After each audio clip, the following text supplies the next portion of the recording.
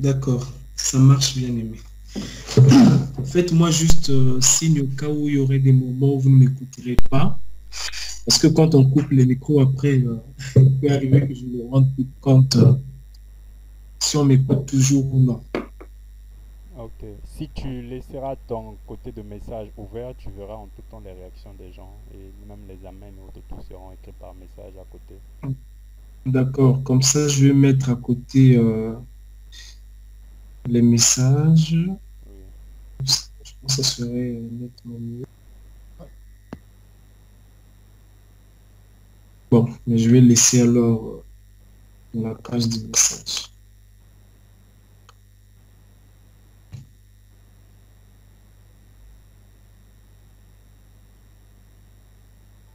D'accord, ça marche. Ok. J'écris alors, je pense que tu as pu voir là-bas. Effectivement, c'est C'est bon. bon. Ça va. Alors, salutations à tous les bien-aimés. Et encore merci à Frère Godson qui a bien voulu que je puisse apporter une petite exhortation aujourd'hui. Donc, je tâcherai de ne pas être trop long. Je sais que c'est pas toujours facile pour moi, mais je crois que par la grâce de Dieu, ça ira.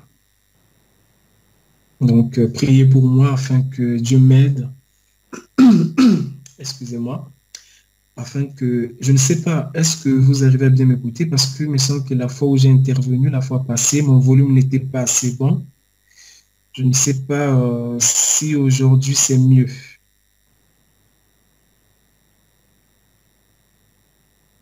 D'accord, merci beaucoup. Alors, nous allons prier le Seigneur. Dieu bien-aimé, Père céleste, il t'a plu de nous accorder ces moments de communion avec mes bien-aimés.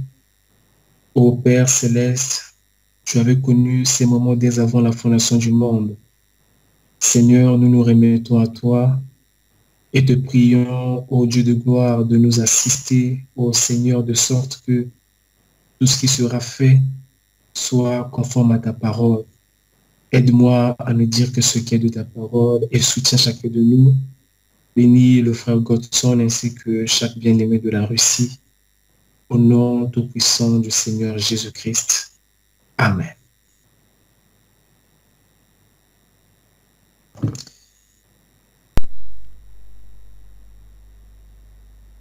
Alors, si il faut donner euh, un titre à la petite exhortation de ce soir, je l'intitulerai euh, Le danger de la négligence,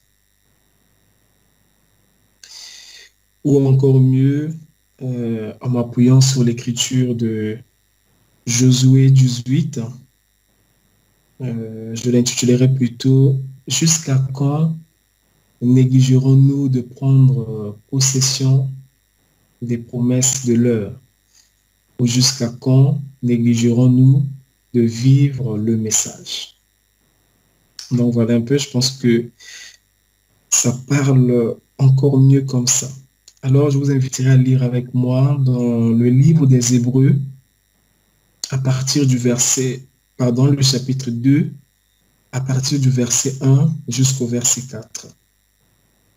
J'aurai certainement beaucoup de lectures à faire, mais j'aime bien parce que ça me rassure que ce que je suis en train de dire est conforme à la parole. Parce que de toute façon, je n'ai rien à dire, sinon que répéter ce qui a déjà été dit dans la parole par les prophètes. Et particulièrement par le prophète que Dieu nous a envoyé en ce temps de la fin, William Aron. Donc je disais Hébreux 2, à partir du verset 1 jusqu'au verset 4, nous lisons ceci. C'est pourquoi nous devons d'autant plus nous attacher aux choses que nous avons entendues, de peur que nous ne soyons emportés loin d'elles. Car si la parole annoncée aux anges a eu son effet, et c'est toute transgression et toute désobéissance a reçu une juste rétribution. Comment échapperons-nous en négligeant un si grand salut qui, annoncé d'abord par le Seigneur, nous a été confirmé par ceux qui l'ont entendu? Dieu, appuyant leur témoignage par des signes, des prodiges et divers miracles, et par les dons du Saint-Esprit distribués selon sa volonté. Comment échapperons-nous en négligeant un si grand salut? L'écriture, c'est Hébreux 2, du verset 1 jusqu'au verset 4. Alors, je vais lire deux autres écritures. Josué 11, de 15 à 16. Josué 11, de 15 à 16. Il a dit ceci. Vraiment là, ça devient encore très intéressant. Donc, c'est le moment de bien me suivre pour ne pas rater la suite. Josué exécuta les ordres de l'Éternel à Moïse, son serviteur, et de Moïse à Josué.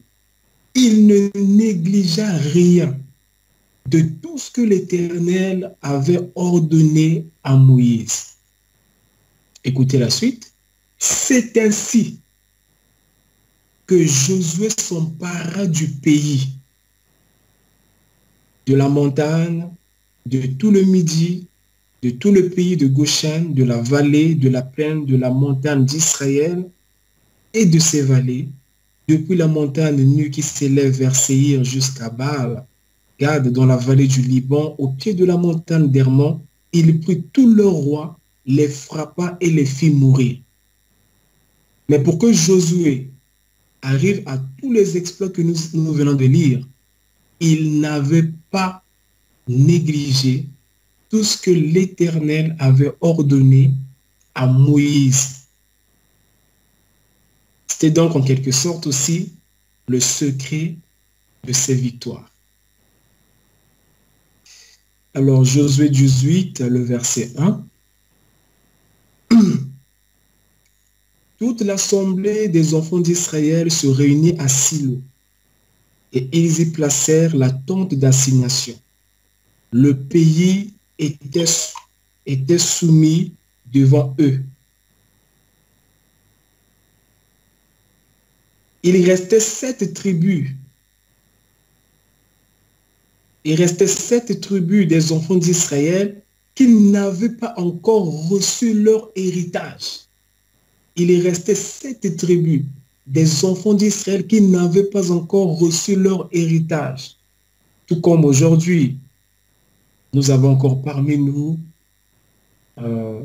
des bien-aimés frères et sœurs qui ne vivent pas encore la parole, qui ne vivent pas encore le message, qui ne possèdent pas encore ce que nous devrions posséder, qui ne vivent pas encore une vie digne de l'Évangile. Ça peut me concerner moi-même aussi. Donc je répète, il restait 7 tribus des enfants d'Israël qui n'avaient pas encore reçu leur héritage. Beaucoup de frères encore qui se disent frères, qui croient au message, mais leur vie n'a rien à voir. C'est comme si Dieu n'est pas réel pour eux. C'est comme si le message, c'est comme s'il n'y avait pas de différence entre être dans le monde et être dans le message. Écoutez maintenant ce que Josué va leur dire. Josué dit aux enfants d'Israël, jusqu'à quand négligerez-vous de prendre possession du pays que l'Éternel, le Dieu de vos pères, vous a donné? Jusqu'à quand? Et ce qui est bizarre, c'est que ils étaient en train de négliger quelque chose en fait qui leur appartenait déjà. On le leur avait déjà donné. Il fallait tout juste combattre pour l'avoir, mais la victoire était déjà certaine. Donc voilà, je crois que ces quelques passages bibliques ont déjà tracé la ligne de conduite.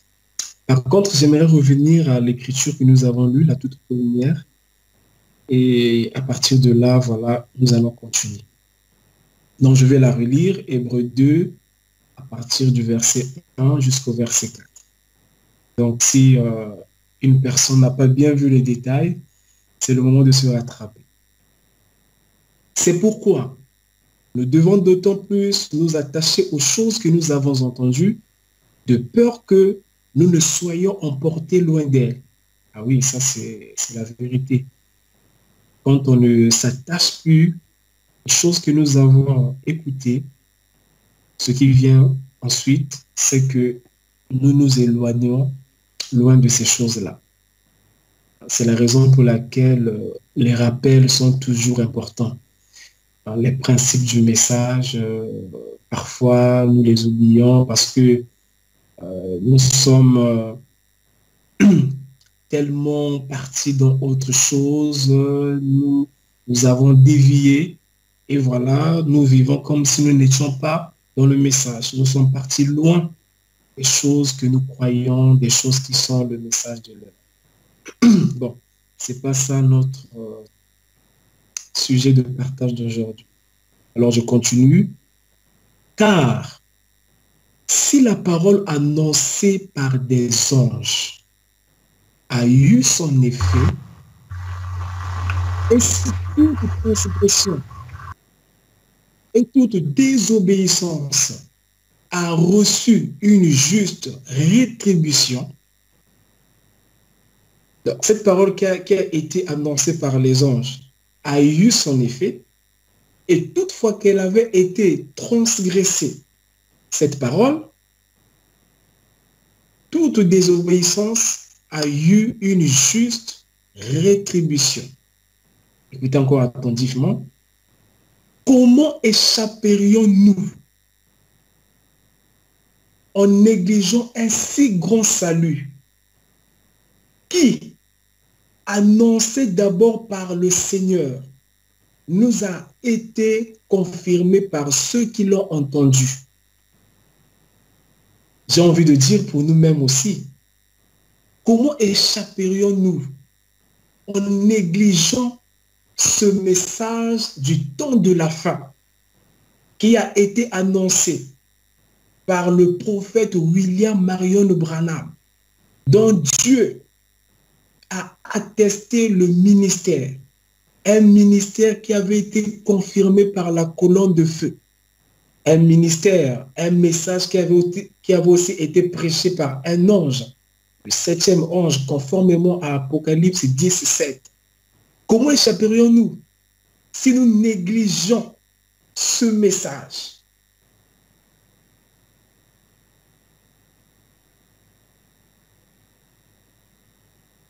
Alors, le premier point que j'aimerais aborder, avant que nous ne partions plus loin, c'est que,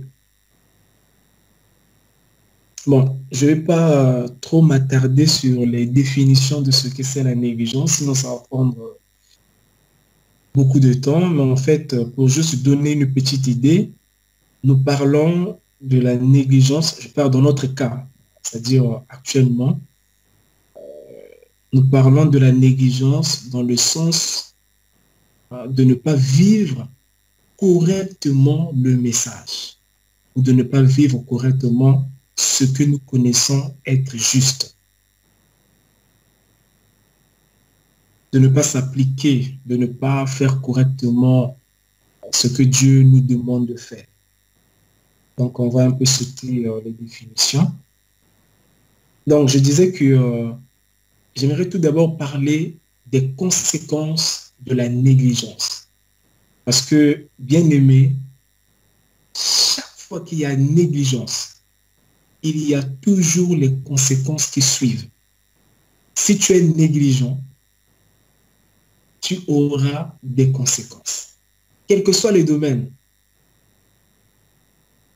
Écoutez ce que le prophète dit dans la brochure Hébreux chapitre 2, première partie, au paragraphe 84.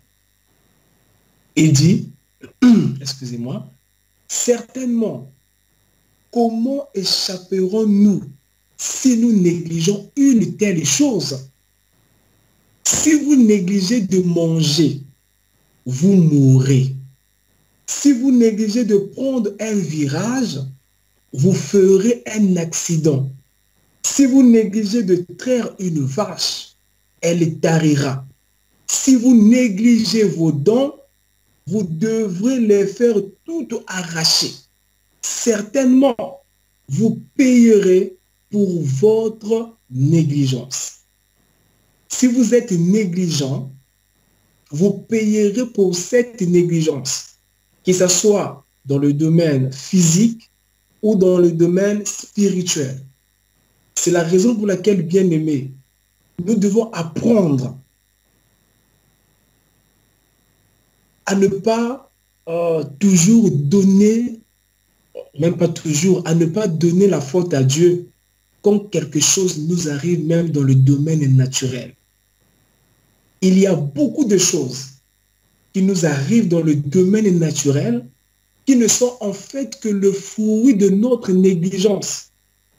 Et quand ces choses arrivent, nous allons nous réfugier derrière certains passages de la Bible comme le malheur atteint souvent le juste. Non, ça n'a rien à voir. C'est notre négligence. C'est parce que nous avons été négligents. Si tu ne te brosses pas les dents, comme il est recommandé par l'hygiène de tous les jours, et que tu t'attrapes une carie dentaire, tu vas commencer à accuser, oh, pourquoi ceci m'arrive, le malheur atteint souvent le juste. Non, c'est la conséquence de ta négligence. Si tu n'as pas une bonne hygiène corporelle, il y aura certaines maladies que tu attraperas.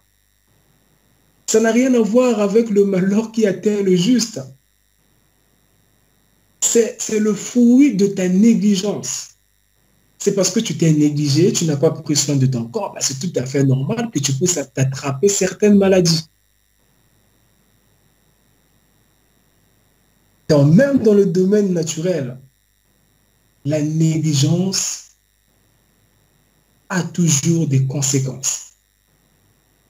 Si tu conduis, tu ne fais pas attention et que tu fasses un accident, comme le prophète l'a dit, si tu négliges de prendre un virage et que tu fasses un accident, tu vas dire non, voilà pourquoi ceci m'est arrivé, pourquoi.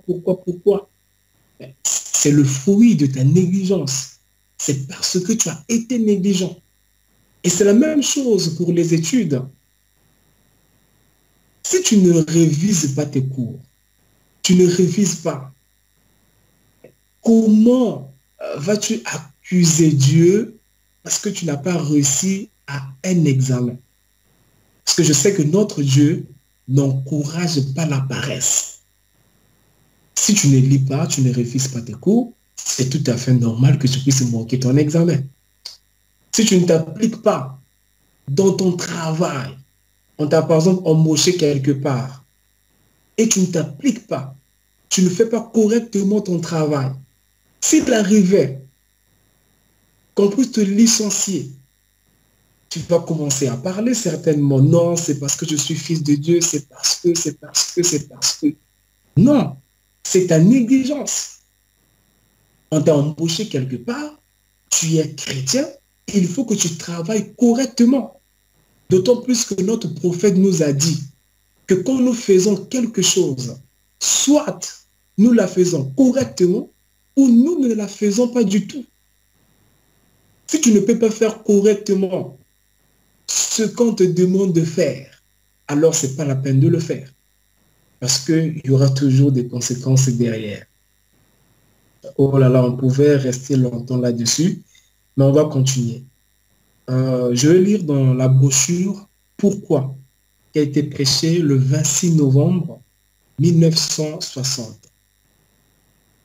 au paragraphe 31. Écoutez ce que dit le prophète. Mais combien c'est plus dangereux de recracher le baume de Dieu, le remède de Dieu, s'en moquer et traiter cela de fanatisme. C'est blasphémer contre le Saint-Esprit. Il n'y aura pas d'excuse quand on vous demandera pourquoi. C'est dangereux de faire cela, c'est dangereux de négliger votre corps. Frère Branham revient. Eh bien, si le médecin a le médicament contre votre maladie, c'est plus dangereux de négliger le baume pour votre âme. En effet, c'est Dieu qui en a. Eh bien, ne pouvez-vous pas mettre cela de côté et dire, eh bien, ce n'est pas, c'est la faute du médecin. Non, ils n'ont pas de médicaments, ils en ont. Vous ne pouvez pas dire, ce n'est pas la faute de Dieu, c'est votre faute si vous ne prenez pas. Cela est ici pour vous. Et c'est une invitation à quiconque veut, les méthodistes, les baptistes, les presbytériens. Alors, si on revient un peu dans le contexte, on dira ceci. S'il arrive, par exemple, que vous êtes malade, vous allez voir un médecin et il vous prescrit une ordonnance de prendre certains médicaments et que vous ne preniez pas ces médicaments et qu'à la suite de cela, vous mourrez. Alors, le prophète dit que ça ne sera pas la faute du médecin. Ça sera votre propre faute. Parce que vous n'avez pas voulu prendre ce que le médecin ou les médicaments que le médecin vous a prescrits. Et c'est la même chose pour tous les problèmes spirituels que nous avons.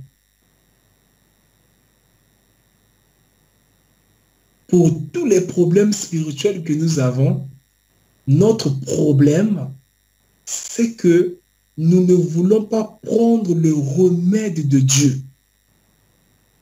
Il m'arrive parfois à me poser des questions moi-même. Comment se fait-il, les chrétiens du message du temps de la fin, qui vivent dans un âge, le dernier âge de l'Église, où tous les mystères ont été révélés, c'est-à-dire tous les secrets de Dieu ont été révélés. En d'autres termes, quel que soit ton besoin, quel que soit ton problème, le remède est clairement dans le message. Mais pourquoi, malgré tout cela, on a encore tout un tas de problèmes? On a l'impression que chez les bien-aimés frères et sœurs du message, ça ne marche pas. Alors, si ça ne marche pas, certainement, ce n'est pas la faute de Dieu, c'est notre propre faute. Parce que nous ne voulons pas prendre le remède de Dieu. Et la plupart des mauvaises choses qui nous arrivent sont dues à la négligence. En d'autres termes, quand tu es devant une situation donnée, si tu ne prends pas ce que la parole dit de l'attitude que tu dois avoir dans cette situation, c'est normal que ça ne marche pas. Et nous avons l'impression que quand nous allons à l'église, on nous prêche la parole, nous jubilons, nous sautons, nous poussons des alléluia, des amen.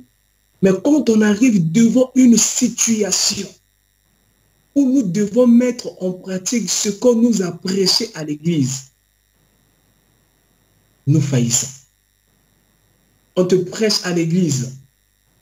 Il ne faut pas parler en mal de tes bien-aimés. Tu dis amen. Parfois, ce jour-là, tu vas même du haut de la chair, tu vas même à l'autel pour prier, pour demander pardon à Dieu. Tout cela, c'est bon. Mais nous, on veut voir ton attitude quand tu seras devant la situation.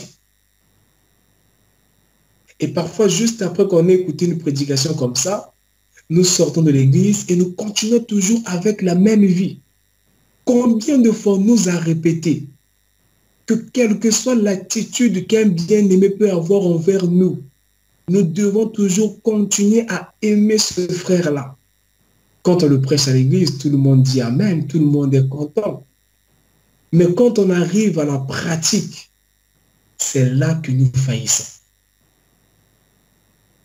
Il y a beaucoup de choses qui nous sont arrivées dans notre marche spirituelle, si nous prenons le temps de bien analyser, nous remarquerons que la cause, c'était qu'on n'avait pas mis en pratique ou appliqué ce que la parole nous demandait d'appliquer dans cette situation.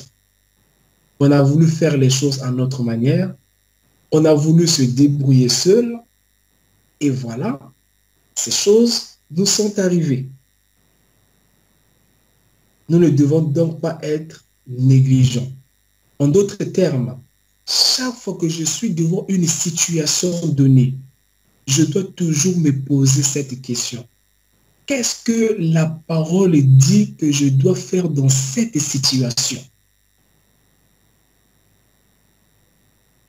On ne prend pas du temps à se poser cette question, quelle que soit la situation, qu'elle soit grave ou moins grave.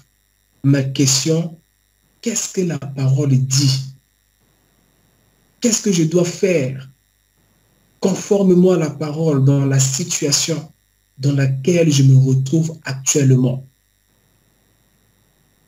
Donc, c'est cela, mes bien-aimés, toute négligence aura toujours une conséquence. Et j'aimerais insister sur un petit truc avant qu'on aille plus loin. Il y a souvent une phrase, bon, je n'ai pas préparé la citation ici, sinon je voulais la lire. Il y a souvent une phrase que les frères du message répètent quand il s'agit de traiter avec un bien-aimé. On peut se dire, par exemple, on a quelque chose à faire avec un bien-aimé, mais on ne l'a pas fait comme il fallait. On va se dire, bon, c'est un frère, il comprendra. Ou par exemple, tu avais un rendez-vous avec un frère, vous devrez vous voir quelque part, mais tu n'es pas parti à ton rendez-vous. Et tu te dis que comme c'est un frère, il comprendra pourquoi je ne suis pas venu, il ne me traitera pas mal. Oui, c'est très bien. Ou par exemple, tu dois un frère, tu devais lui payer à une certaine date, tu ne l'as pas fait, et alors tu ne l'appelles même pas, tu ne dis rien, tu te dis, bon, comme c'est un frère, il comprendra, ah, il va me traiter mal, je sais que c'est un frère, il est merde. Ou si on va un peu plus loin, on prend le cas par exemple d'un couple, d'un homme et sa femme. Là, on peut dire non, mais après tout, même si je ne dis pas à ma femme que je l'aime, tout ça, ou quoi que ce soit, euh, voilà, elle comprendra. Bien aimé, nous ne devons pas oublier que même si ton frère, tu l'appelles frère, ou ta sœur, tu l'appelles sœur parce qu'il a cru le message, mais il reste quand même un homme. Et le prophète nous montre, parlons particulièrement de la relation entre homme et femme, entre le mari et sa femme. Quand dans une relation, il y a de la négligence, cette relation ne tiendra pas longtemps. Qu'est-ce que j'appelle par négligence dans une relation? C'est-à-dire faire ce qui est de ton devoir dans la relation. Par exemple, si nous sommes frères, donc c'est une relation, on a deux devoirs. J'ai un enfant et je suis papa, j'ai des devoirs envers cet enfant. Et si je néglige de faire ce que je devrais faire par rapport à une relation donnée, cette relation aura des problèmes. C'est la raison pour laquelle je reviens encore à l'exemple du mariage parce que ça parle plus.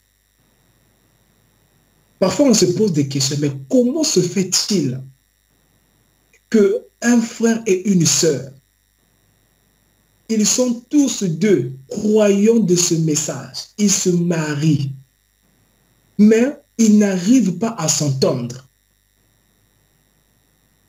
L'un va dire à l'autre, non, je pensais que tu étais frère, mais là, je vois que tu n'étais pas frère. Parfois, le problème, c'est la négligence.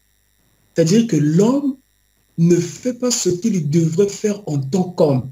Et la femme ne fait pas ce qu'elle devrait faire en tant que femme. Et quand les choses se passent de cette manière, les choses n'iront pas bien.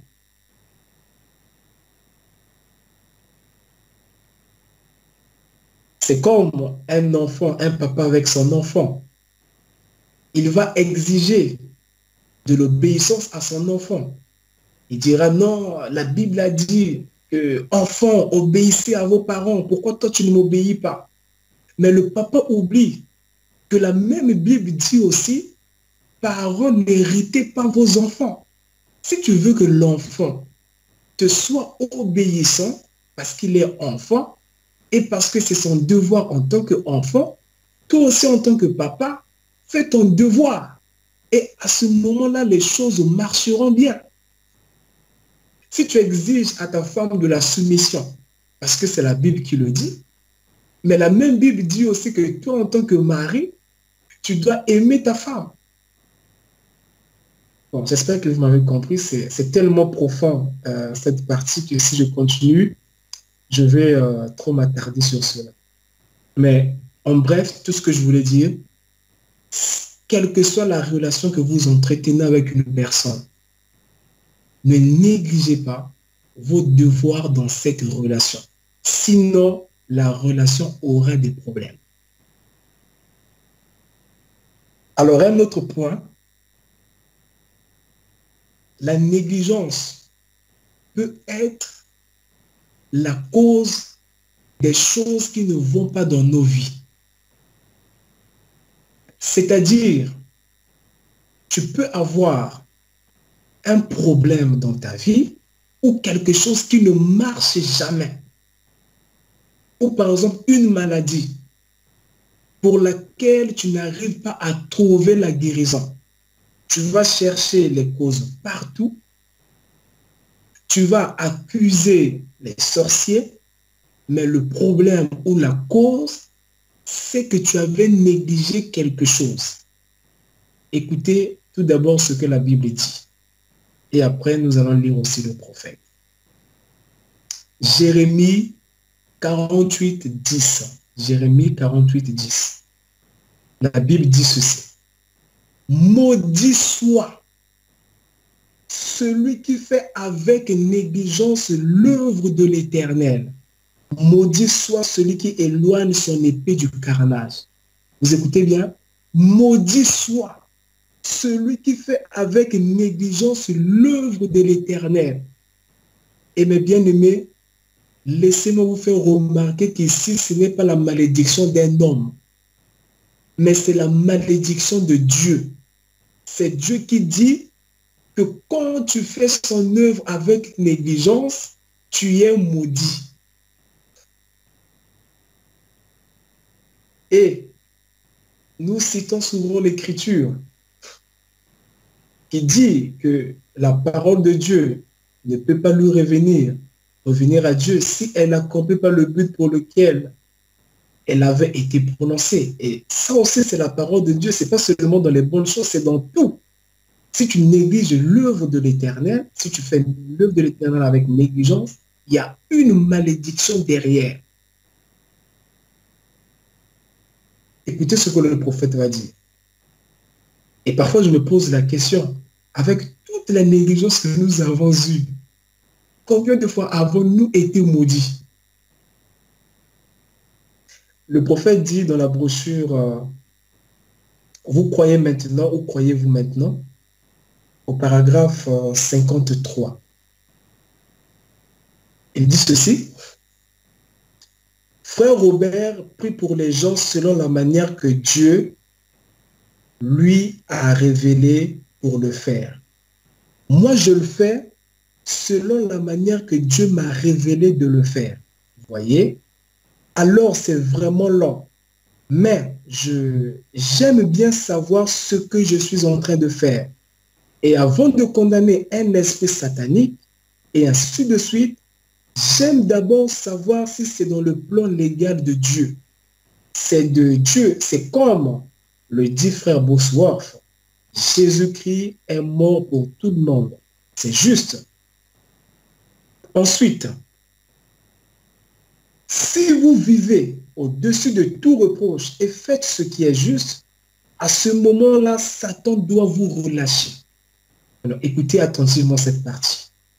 Mais, s'il y a quelque chose de caché là derrière, peut-être quelque chose que vous auriez dû faire, peut-être que vous menez une vie propre et pure. Là, bien aimé, pour moi, écoutons ça, c'est trop profond ça.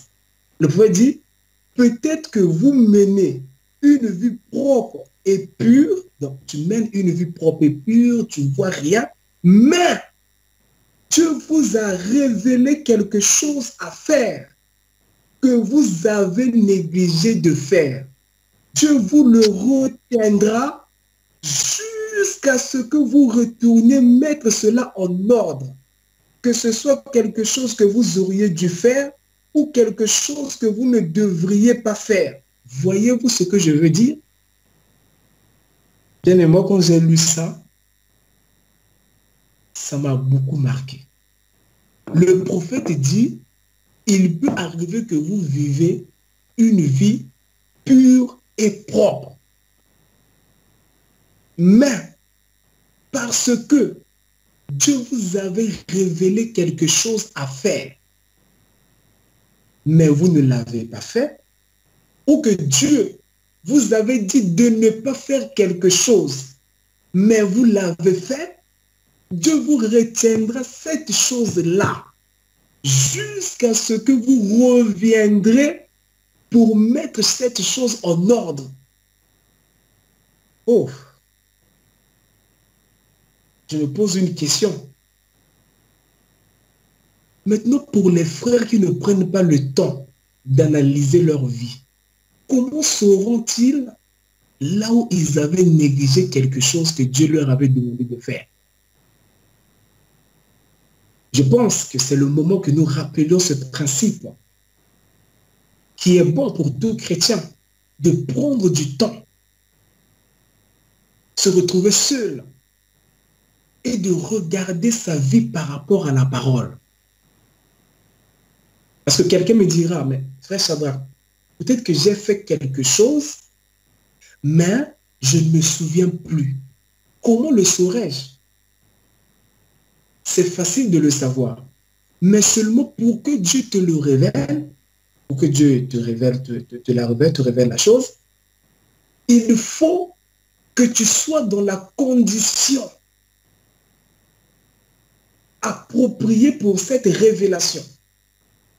Par exemple, si tu prends ton temps, tu prends par exemple quelques heures, tu te retires quelque part, tu commences à analyser ta vie, tu commences à voir qu'est-ce que j'ai fait, est-ce que ma vie est toujours digne de l'évangile ou est-ce que j'ai fait mal à mon Seigneur?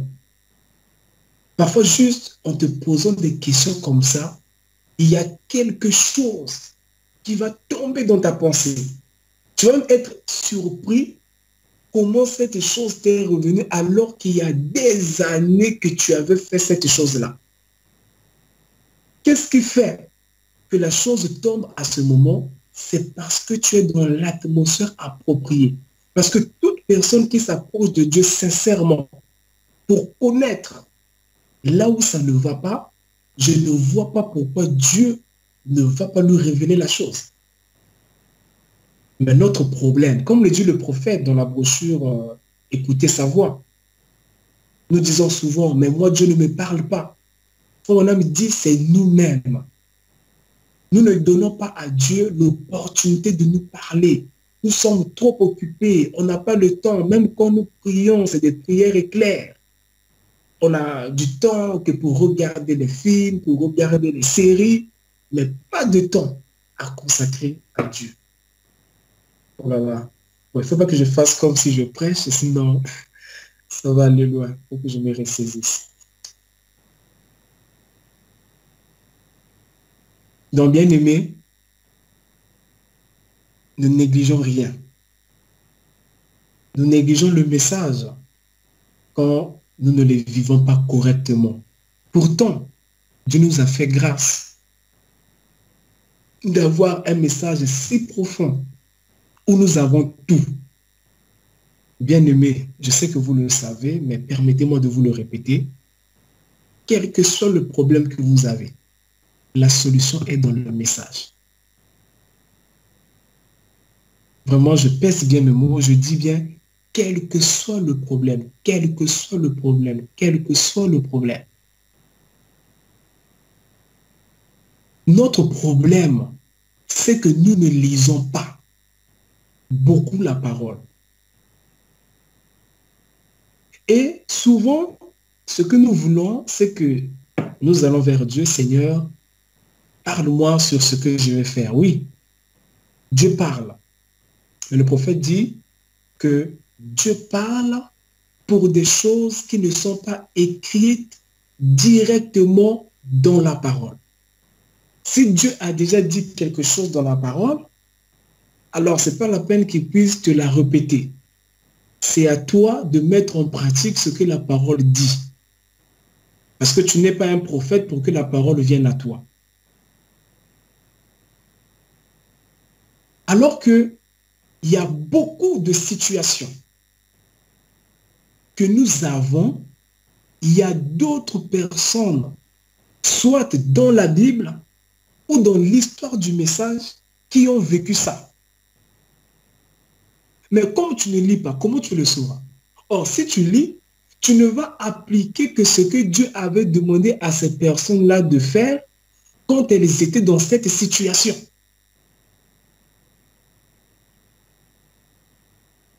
Et un autre problème que nous avons, même quand nous lisons les brochures, nous les lisons mal. Encore, il me semble qu'il n'y a plus trop de personnes qui lisent les brochures parce que beaucoup ne font que des recherches. C'est la raison pour laquelle on n'évolue pas. On répète toujours les mêmes choses, on a toujours les mêmes débats, toujours les mêmes problèmes, c'est toujours les mêmes prédications. C'est tout à fait normal parce que bon, parce qu'on ne peut que chercher ce qu'on connaît pour approfondir. On ne peut pas chercher ce qu'on ne connaît pas. Voilà.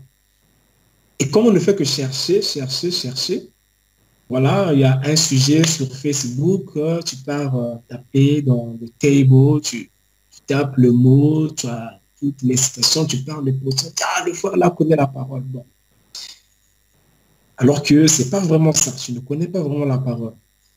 Et c'est très dangereux de prendre des citations aussi comme ça parce que tu peux faire dire à Frère Branham ce qu'il n'a pas dit. Et donc, nous, même quand on lit vraiment une brochure, on la lit mal. Pourquoi je dis qu'on la lit mal? Il y a déjà beaucoup qui commencent par là où le prophète a commencé de lire la Bible, parce que pour eux, tout ce qu'il dit avant là, franchement, c'est trop lourd à lire. Donc, ils commencent là où le prophète commence vraiment la prédication. Et pour lui, la brochure s'arrête quand la prédication finit. La partie du discernement où le prophète prie pour les malades, lui, ça ne lui regarde pas. Bien aimé, si vous lisez les brochures comme ça, vous allez manquer beaucoup de choses. Parce que quand le prophète raconte les histoires, même quand il a été à la chasse, tout ça, c'est très important. C'est la parole. Et encore, quand il fait les discernements, mais c'est le moment où tu vas trouver parfois une personne qui était dans le même cas que toi. Par exemple, le prophète va faire le discernement, il voit quelque chose dans la vie d'une certaine femme. Et tu vois que c'est la même chose que toi, tu es en train de vivre. Mais alors là, Dieu te parle déjà, tu penses ce que le prophète dit à cette femme-là et tu l'appliques exactement dans ta vie. Vous savez bien aimé, particulièrement moi-même, quand j'ai commencé à lire, à vraiment m'intéresser à la partie où le prophète fait le discernement, frère, il y a beaucoup de choses que le prophète dit là-bas. Si on les lisait, il y a beaucoup de choses sur lesquelles on ne se poserait plus des questions. Parce que dans les discernements, on rencontre tout Vraiment, franchement, beaucoup de cas, beaucoup de cas, beaucoup de cas. Et c'est facile de retrouver ton cas. Tu vas retrouver les gens qui avaient des maux de dos, des maux d'estomac, des gens qui avaient menti leur mari, des gens qui avaient quelque chose qu'ils n'avaient pas confessé, des gens beaucoup de choses. Et c'est très important de lire ça aussi. C'était juste une petite exhortation au passé. Alors, bon, je vais aller de plus en plus vers la fin. C'est pas que je parle trop. Je vais juste rapidement parler, parce que là on parle de la négligence. Quand je parle de la négligence, c'est pour tout ce que le message dit. Mais je vais juste prendre quelques points, hein, quelques 3 ou 4 points, là où beaucoup d'entre nous négligent. Voilà. Donc juste quelques points, c'est pas une liste exhaustive, c'est juste voilà, comme une petite application numérique de toute la théorie que nous avons donnée jusque-là. Alors, une des choses que nous négligeons souvent, c'est la vie de la sanctification. Vous savez, il y a des choses que le prophète dit. Vous pourriez trouver ça comme un peu démodé, mais c'est le jour où vous aurez des conséquences que vous allez comprendre que le prophète, c'est pas n'importe qui. Beaucoup d'entre nous, surtout ceux qui sont encore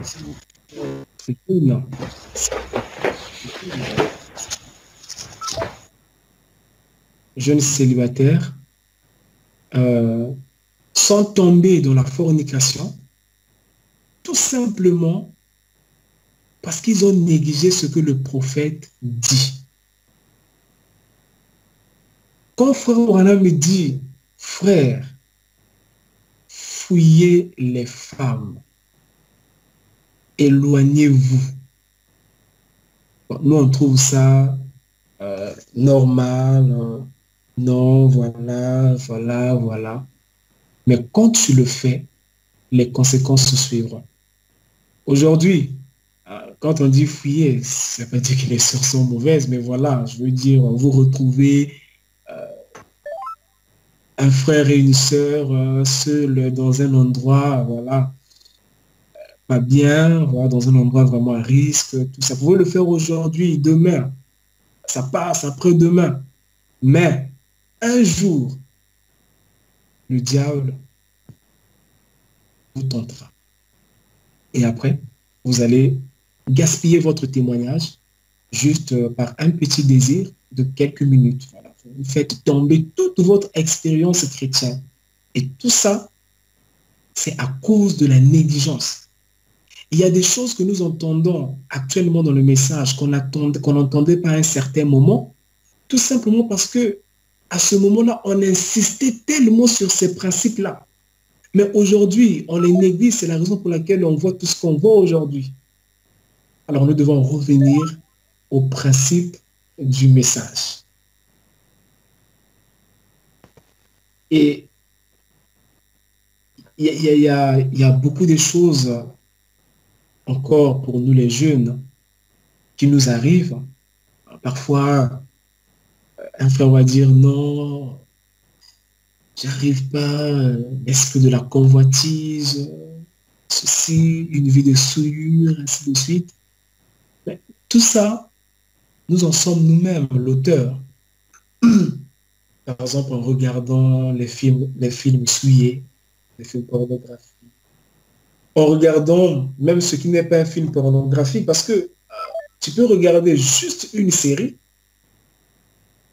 et dans cette série, les femmes sont habillées d'une certaine manière, et toi, qui jusque-là était pour toi bien, tu as avancé ta marche spirituelle, mais le fait juste de voir ça, le fait juste de regarder ça, de contempler ça, ou de regarder comment est-ce que les gens sont en train de se tenir, tout ça, ça va susciter encore ce désir-là en toi et ça va t'amener au péché. En fait, tout ce que je veux dire, c'est qu'il y a des choses qui peuvent paraître peut-être petites, mais le fait de les négliger, ça mène à des conséquences très graves. Voilà. Et il y a quelque chose d'autre aussi, la négligence d'un vœu qu'on a fait à Dieu à cause d'une occupation. Je vais lire Frère Branham pour ne pas trop parler. Frère dit dans la brochure, quand j'ai réfléchi à mes voix, au paragraphe 42, il dit, il y a ici ce soir un buisson ardent pour répondre à chaque frère qui a fui l'appel de Dieu. Réfléchissez à vos voix. Le Saint-Esprit est ici pour guérir les malades, accomplir des signes, des prodiges et des miracles. Écoutez maintenant ça. Beaucoup parmi vous ont voulu devenir chrétiens. Beaucoup parmi vous ont désiré faire quelque chose pour Dieu. Mais vous avez négligé cela pour une bassine, pour un travail quelque part là dans une usine. Bon, ça, c'est un point très important, mais je vais parler de ça juste en passant comme ça. Nous, les chrétiens, qu'est-ce qu'on fait? Par exemple, je peux dire, Seigneur, je te promets de te servir, par exemple, en connectant les gens sur Skype pour qu'ils écoutent la parole. Tu prends des engagements. Seigneur, je le ferai tel jour, tel jour, tel jour, tel jour. Et tu le fais, Dieu te bénit. Et après un certain moment, on t'appelle. Non, voilà, on a un travail à te proposer. Par exemple, toi, tu avais choisi de le faire le mercredi par exemple à 19 heures. On t'appelle comme ça pour te proposer que non, on a un travail à te donner, ça sera mercredi à 19 heures. Et voilà, comment tu as besoin d'argent, tu dis oui, j'accepte. Et donc le mercredi prochain, au lieu de faire ce que tu voulais faire, voilà, tu prends tes affaires, et après, tu t'en vas au travail. Le problème, ce n'est pas le travail. Mais j'ai l'impression que la manière que nous agissons avec Dieu, c'est comme si nous ne croyions même pas que ce Dieu-là existe. Tu avais fait un vœu à Dieu que tu lui servirais mercredi à 19 heures. Maintenant qu'on te propose un travail ce même mercredi à 19 heures, la moindre des choses que tu aurais pu faire, c'est d'aller d'abord consulter ton Dieu là. Lui dire, Seigneur, je t'avais promis de te servir mercredi à 19 heures. Mais regarde ce qui arrive maintenant, on me propose un travail. Et j'ai besoin d'argent. Seigneur, qu'est-ce que je dois faire? Mais ça, souvent, on ne le fait pas. Quand ça arrive comme ça, voilà, on sacrifie la parole, on sacrifie tout. Parfois, ça m'étonne la facilité que nous avons de dire que non, aujourd'hui, je ne viens pas à la réunion de prière. C'est trop facile maintenant de le dire. Les gens le disent facilement. Non, aujourd'hui, je ne viens pas à l'église. Aujourd'hui, je ne me connecte pas pour écouter la réunion. C'est vraiment facile. Mais il y a des gens, pendant toute l'année scolaire, ils n'ont pas raté un seul cours. Je me pose la question, comment font ces gens-là?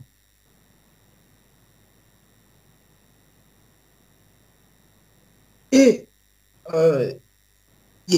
moi, je disais souvent quelque chose aux parents. Pour les parents, je disais, parfois, papa peut te dire non, je parle pour des parents qui sont dans le message. Papa te dit non, voilà, ce mercredi ne va pas à l'église parce que je vais t'envoyer aller, par exemple, déposer quelque chose quelque part. Moi, je pose souvent les questions aux parents. Pourquoi, malgré l'importance de la chose,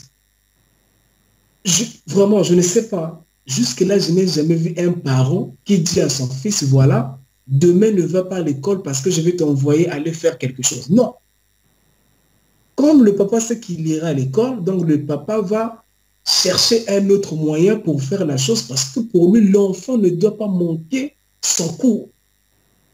Mais pourquoi l'enfant ne doit pas manquer son cours, mais il peut manquer un culte facilement?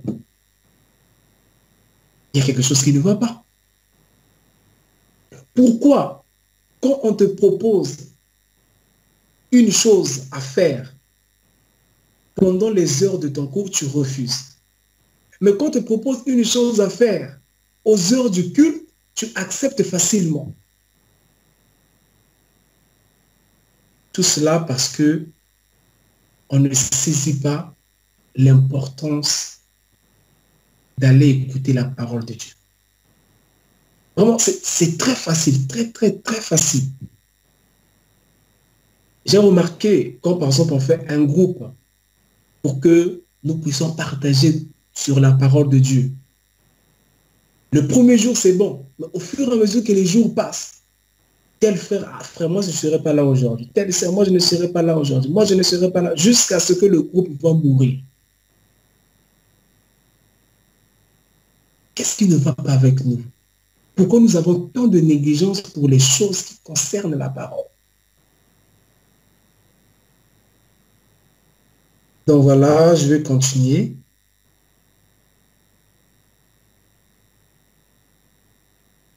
Et il y a aussi la négligence, ça je parle au cas où il y aurait des personnes qui ont cru le message nouvellement. La négligence du baptême d'eau.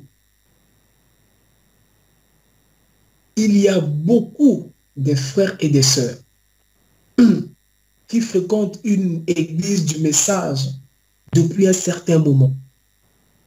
Mais ils prennent trop de temps ou ils sont trop négligents, réticents pour prendre le baptême.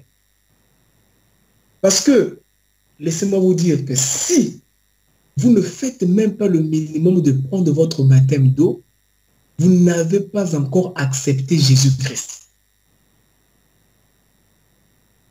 C'est un geste qui paraît simple, mais c'est un témoignage public pour montrer aux gens, même si tu n'as pas encore le Saint-Esprit, ta vie, ce n'est pas encore ça, mais tu dois montrer aux gens que voilà, j'ai pris la décision de suivre le Seigneur Jésus-Christ. C'est la raison pour laquelle je m'identifie à lui au moyen du baptême d'eau. Je m'identifie à sa mort et à sa résurrection. Quelqu'un me dira, mais connais-tu du voleur à la croix? Mais oui, lui, il n'avait pas l'occasion de prendre son baptême.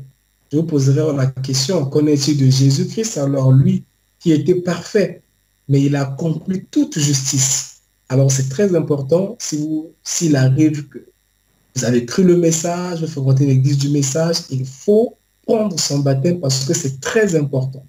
Et il faut bien faire le baptême parce que il y a certains cas où des gens ne reçoivent pas le Saint-Esprit parce que leur baptême avait été mal fait.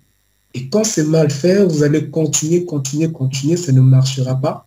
Il faut arranger là où ça n'avait pas marché. Alors, quelque chose d'autre, ça c'est pour les anciens du message. La négligence du baptême du Saint-Esprit. Il y a quelque chose que je ne comprends pas. Pourquoi on fait des débats sur le baptême du Saint-Esprit ou sur le Saint-Esprit? Donc, on dit baptême du Saint-Esprit. Non, sur le Saint-Esprit.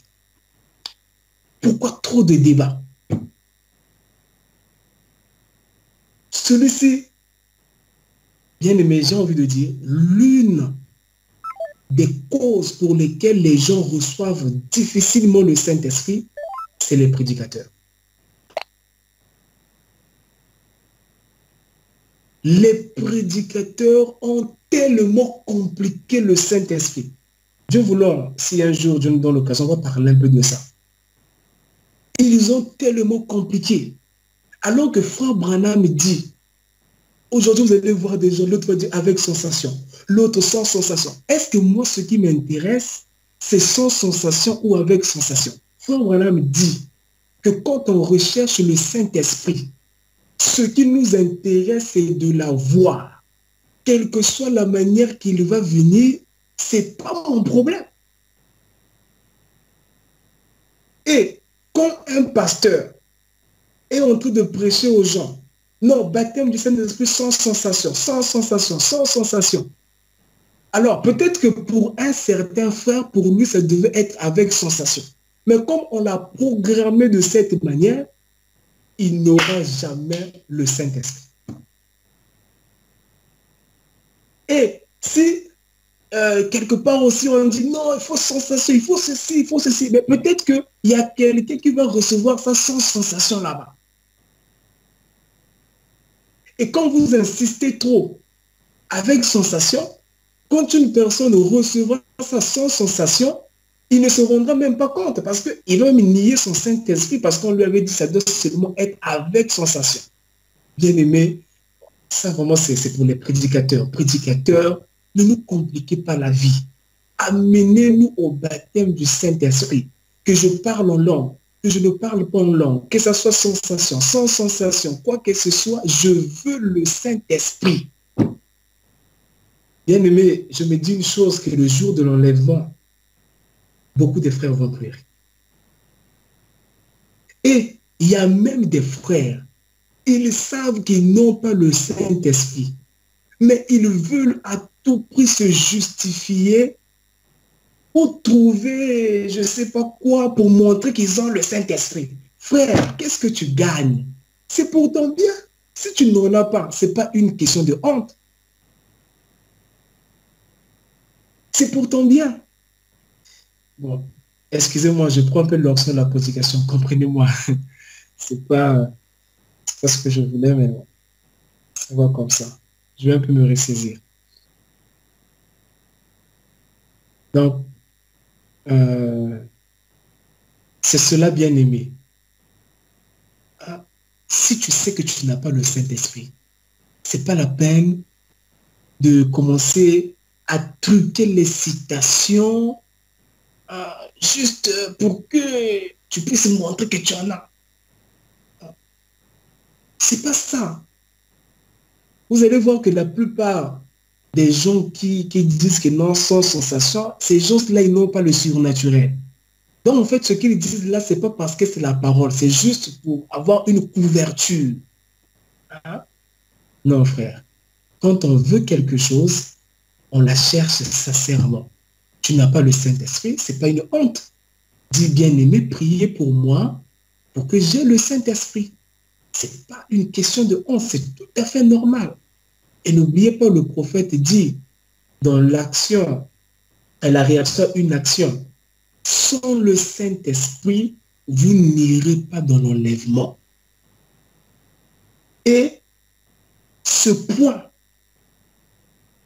on l'a tellement donné aux pentecôtistes que on voit maintenant parmi nous des choses que même les païens ne peuvent pas faire.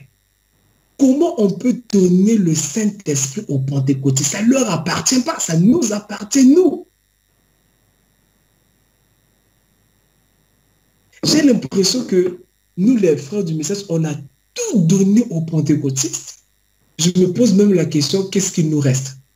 Tout ce qui nous reste, nous, c'est d'attaquer les prédicateurs du haut de la chair. Tout ce qui nous reste, nous, c'est de parler en mal des prédicateurs, un pasteur qui parle en mal d'un autre. Tout ce qui nous reste, nous, c'est l'argent. Voilà.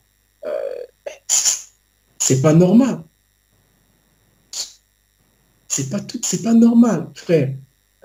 Allons-y à l'essentiel. C'est tout ce qui nous reste, nous. On a tout donné chez eux. Tout ce qui nous reste, c'est ça. Tout ce qui nous reste, voilà, les débats, prouver qu'on connaît. On ne lit pas la brochure pour soi, mais on lit la brochure pour quelqu'un d'autre. Ah! Quand je veux voir tel frère, je dois lui montrer cette citation-là. Mais cette citation que tu as lue, qu'est-ce qu'elle a d'abord fait en toi?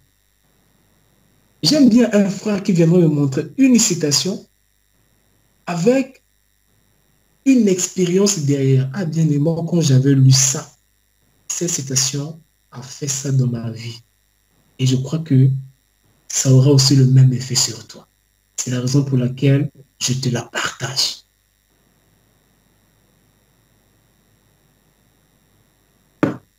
Ne négligeons pas le baptême du Saint-Esprit. C'est très important.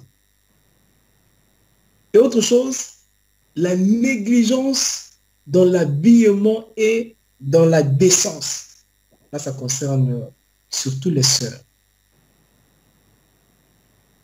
Dans le message, au fur et à mesure que nous avançons, franchement, parfois, moi, j'ai du mal à distinguer une sœur avec une païenne. Et il y a même des sœurs qui mettent des jupes ou des robes, mais ce n'est pas décent. Tu imagines, tu es à l'église, il y a un frère qui est derrière toi. Et au moins pitié du frère. Il n'est pas encore dans son corps glorifié. La pauvre sait qu'il va se marier peut-être bientôt. Ça veut dire qu'il y a encore ce côté charnel. Et parfois, on peut être dans l'église, on ne sait même plus où mettre les yeux. Tu regardes à gauche, c'est une sœur, voilà, l'habit lui a tellement collé au corps que parfois quand elle danse là, franchement, on n'arrive pas à supporter. Et écoutez, je vais vous lire une citation rapidement, s'il vous plaît. Pauvre frère célibataire, frère Godson. Et oui, malheureusement, on en souffre. Je vais lire la citation. Dans le message de grâce au paragraphe 122, pardon, 112.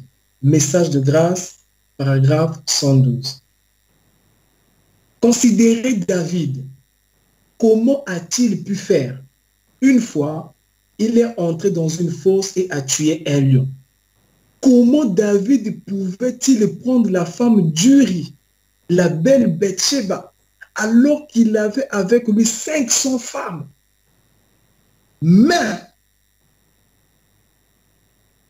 quand il l'a vu se baigner, c'est là qu'il y avait eu une négligence.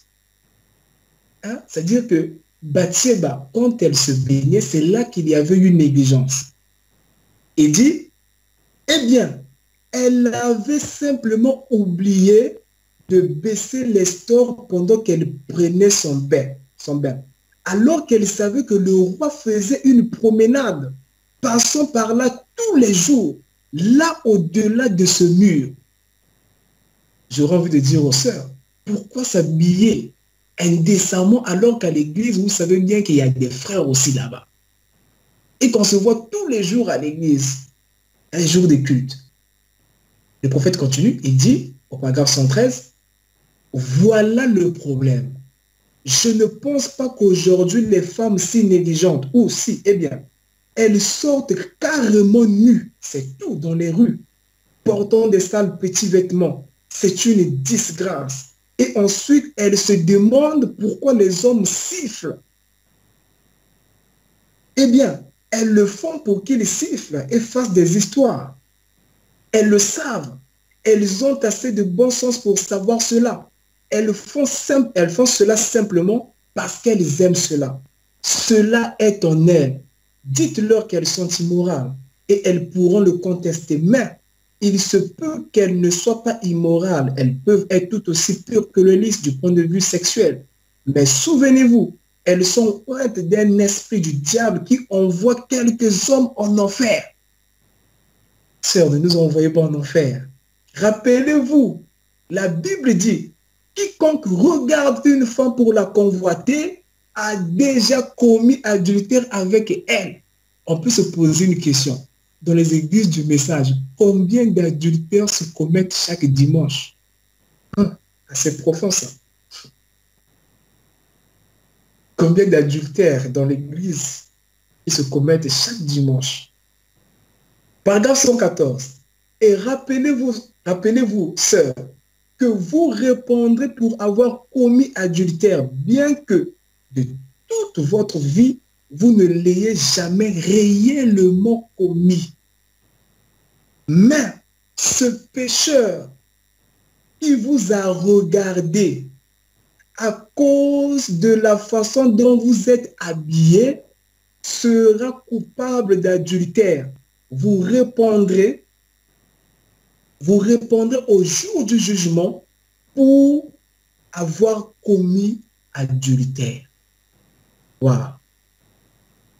Combien d'adultères se commettent chaque dimanche à l'église?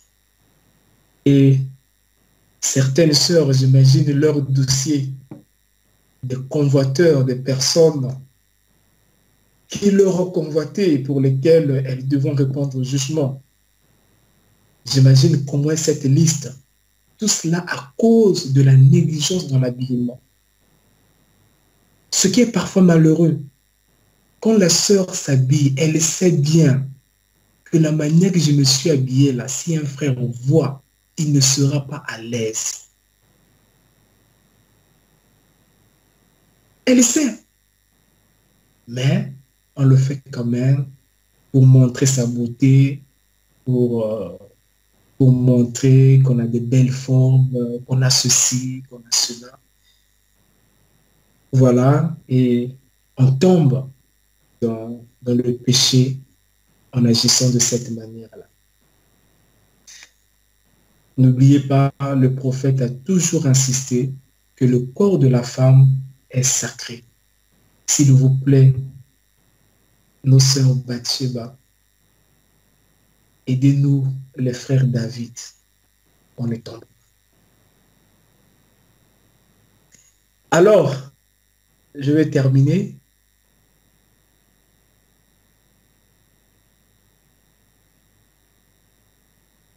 Un autre point, la négligence dans la vie de prière et de lecture de la parole. Alors, ce sont deux sujets qui peuvent faire l'objet d'un partage peut-être pendant un jour, lors d'une réunion, mais bon, je vais juste parler de ça rapidement, je vais juste lire deux citations. Négligence dans la vie de prière et de lecture de la parole. Le prophète dans la brochure lavait les pieds de Jésus, paragraphe 51. Il dit, combien ici se sentent réellement coupables de l'avoir négligé, de l'avoir placé là dans un petit coin quelque part, en faisant juste une prière de 2 minutes par jour. Et peut-être que vous ne lisez jamais sa parole, sauf une fois par semaine. Cependant, vous êtes membre d'une église. Et vous dites, je regrette d'avoir traité Jésus de cette manière. J'aimerais me repentir maintenant même. Voulez-vous vous lever la main et dire, oh Christ, j'aimerais me repentir. Oh, que Dieu vous bénisse. Moi, je lève ma main aussi. Il y a au moins 100 mains qui se sont levées. Vous sentez que vous avez maltraité le Seigneur Jésus. Prière de 2 minutes par jour. Lecture de la parole une fois par semaine.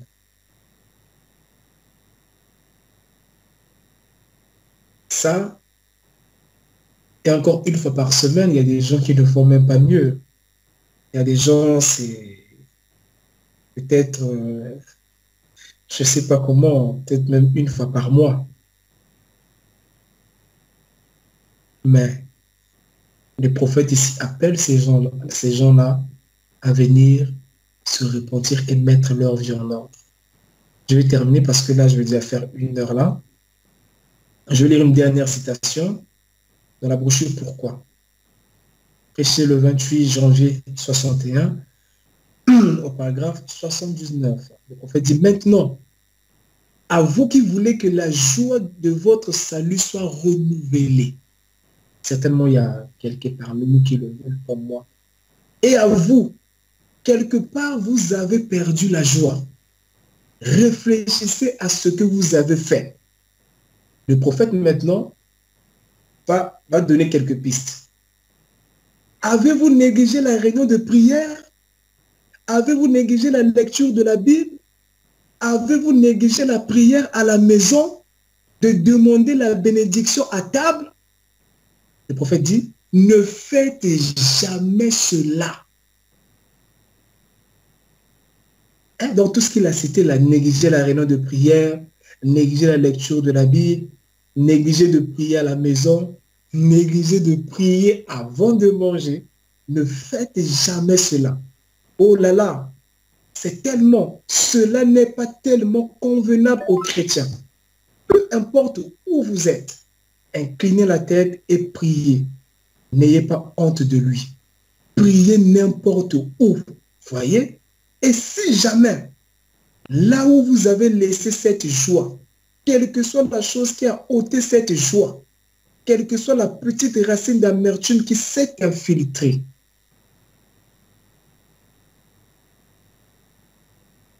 alors, je vais lire un verset biblique pour terminer.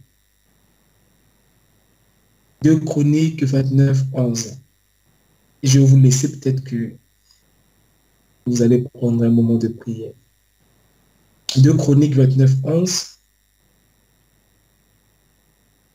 Non, merci beaucoup. Je vois que vous dites bien que, que je continue, mais bon, je crois que déjà 1 heure, c'est déjà assez. Dieu voulant, on aura, on aura d'autres occasions et on pourra revenir sur ces choses. Merci beaucoup en tout cas. Je peux voir comment est-ce que vous appréciez la parole. 2 Chroniques 29.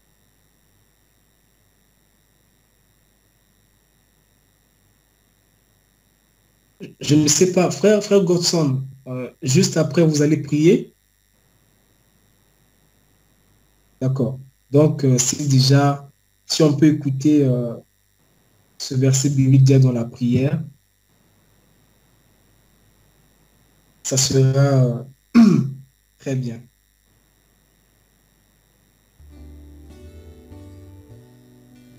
Bon, je vous laisserai peut-être prier frère Godson parce que il y aura certainement d'autres devoirs qui m'attendront quelque part. Comme ça, je ne serai pas pressé en le faire, en le faisant. Pardon. Alors, je vais lire 2 Chroniques 29, 11. Maintenant, mes fils, cessez d'être négligents, car vous avez été choisis par l'Éternel pour vous tenir à son service devant lui, pour être ses serviteurs et pour lui offrir des parfums. J'ai dit 2 Chroniques 29, 11. 2 Chroniques 29. Je vais répéter la lecture. Maintenant, mes fils, cessez d'être négligents, car vous avez été choisis par l'Éternel pour vous tenir à son service devant lui, pour être ses serviteurs et pour lui offrir des parfums. Donc, bien aimé, je vous laisse par ce passage biblique. Que le Seigneur vous bénisse. Et si nous avons une autre occasion, on reviendra sur certaines choses plus en détail. Que Dieu vous bénisse. Je laisserai frère Godson de conduire les moments de prière. Merci frère Godson. Que Dieu te bénisse richement. Amen. Vraiment, que Dieu te bénisse aussi richement, frère. Vraiment, merci. Merci vraiment. Amen. La parole a été tellement si merveilleuse que ça a frappé de tous côtés. Nous rendons gloire à Dieu pour cette parole. Vraiment que Dieu te bénisse. Amen. Okay. Frères et sœurs, comme vous avez écouté la parole, le frère nous a parlé. Nous allons tous se mettre maintenant dans la prière. Je pense que personne n'a été épargné dans cette parole. Même moi-même qui parle, j'ai été vraiment tellement aussi touché et frappé par la parole, bien corrigée. Je rends gloire à Dieu vraiment pour son serviteur. Alors on va tous dire un mot de prière et après je vais clôturer par la prière. Seigneur Jésus, te bénissons, nous te louons, Seigneur. Nous te remercions, Seigneur. Ah, Dieu, merci, c'est parfait.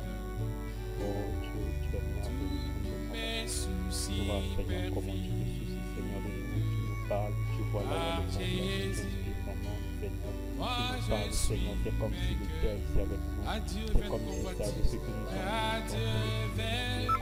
Oh Dieu, nous te remercions pour ton amour, Seigneur Jésus.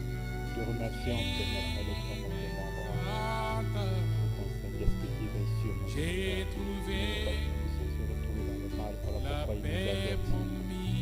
Est-ce que tu n'en sois venu pour cela, Jésus? Aide chacun de nous, Seigneur, à au-delà de nous, Seigneur, que tu es venu, mon Seigneur. Tu m'as pas manqué à toi, Seigneur. Aide-moi, Seigneur, mon Dieu. Aide-moi, Seigneur, d'arriver à être loin, Seigneur, de toute distraction. Et vraiment, Seigneur, la parole de Dieu, comme je dis, dans le chrétien, en deux pour dans chaque contexte, peu importe, Seigneur, la situation, peu importe les circonstances, mais Seigneur, de toi, ta parole. Vraiment, sois béni pour tout. Oui, par la foi, à la croix.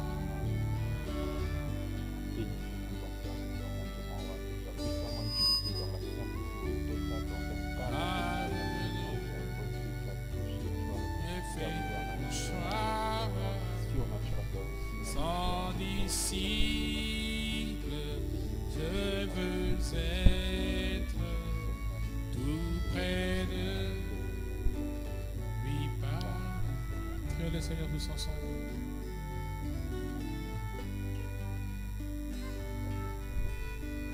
Je pense que vous avez écouté comment le frère a prêché encore une fois de plus, je répète. Et je n'ai jamais, en aucun cas, je pense que le seul prédicateur avec qui j'ai eu à causer avant qu'il puisse prêcher, qui m'a dit ce qu'il devait prêcher, c'était le frère François Lépicard. Sinon, je